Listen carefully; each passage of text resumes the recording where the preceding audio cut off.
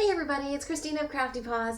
I thought I would come on and do some playing with Distress inks and Distress Oxide inks and do a little bit of spritzing with my Heidi Swapp Color Shine. This is the sheer, so it's transparent but has a good shimmer. And I'm going to just play around with some smooshing and hopefully be able to see a difference between the original Distress inks and the Distress Oxide inks. So first off, I'm going to try it with the Distress inks. I've done this before, so I know this will work. And basically I'm taking a Silpat. This is one of those cooking baking sheets, and I'm just smooshing on some ink. And I'm gonna take the Heidi Swapp spray, shake it up because the shimmer is on the bottom there.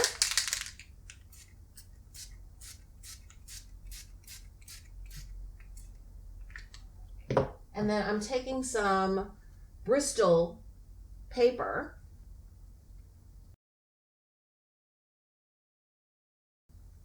Ooh, that's cool. Swirly. And I'm going to set that aside and dry a little bit of that and then do a second application of this ink here. And I'm dabbing the edges there with a little tissue, and that's just to get the pooled ink off the edge, and I'm dabbing it over and over onto that Silpat with the wet ink, and I'm wetting the paper itself. Now Bristol paper is really great. It can take a lot of moisture, so that's why I chose this kind of paper. It's also smooth, unlike a lot of watercolor paper that seems to have more of a texture. But I'm taking my time drying each layer and then going ahead and dabbing away where I thought it pooled too much, and then reapplying where I thought it could use a little more color. And I'm getting a nice mix of kind of a splattery look with the blues and the pistachio color. And I'm now going to try it with the Distress Oxide inks. I'm taking the same exact colors, but you can see how different it actually looks on the paper. Particularly, I think the pistachio, the cracked pistachio, that one seems to get a much chalkier, thicker, kind of less translucent application. You can see there already, just with the first application, it's so much darker.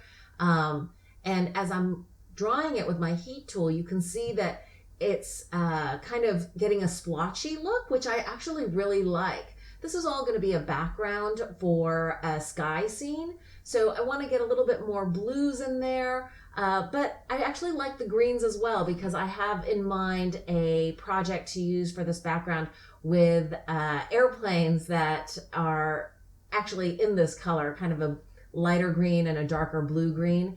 And as you can see, I'm just taking my time doing the same number of applications.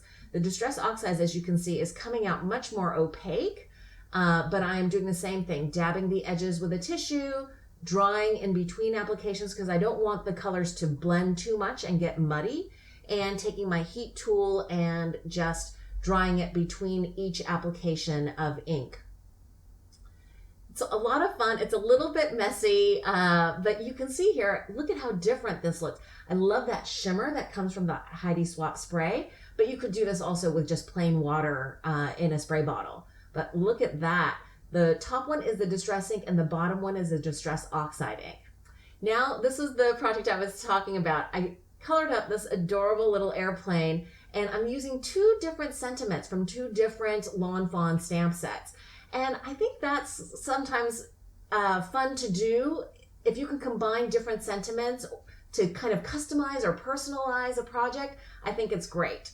And it also kind of stretches the functionality or the versatility of your stamps. I've taken the Fun With You from one stamp set, second part of the sentiment coming from behind the airplane, like it's like the exhaust coming off the airplane.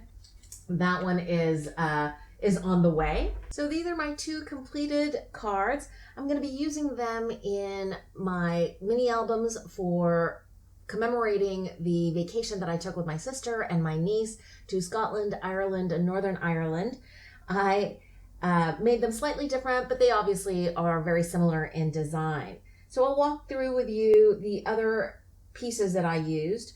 For the airplane and these clouds and the Bon Voyage, I used the Fawn Bon Voyage stamp set. The airplane, the two clouds, and the Bon Voyage.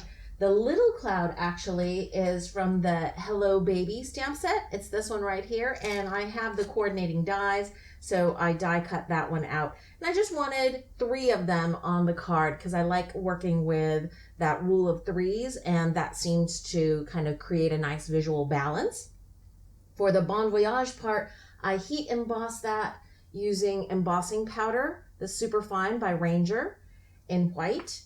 And I popped this and the airplane up using some foam dots. For this one, I wanted a slightly softer background, less kind of cartoony clouds. So I used this Simon Says Stamp Cloud Bank die right here.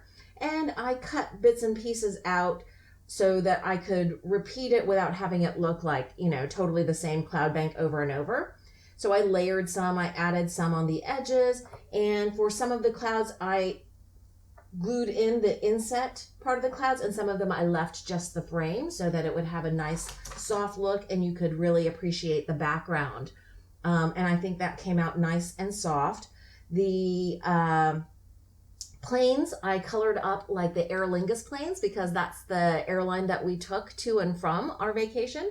And I really like how they came out. I hope you enjoyed the process video of sharing how I made the backgrounds for each of these cards. If you enjoyed this video, please give it a thumbs up, and thanks so much for watching. I hope you guys are having a wonderful crafty day.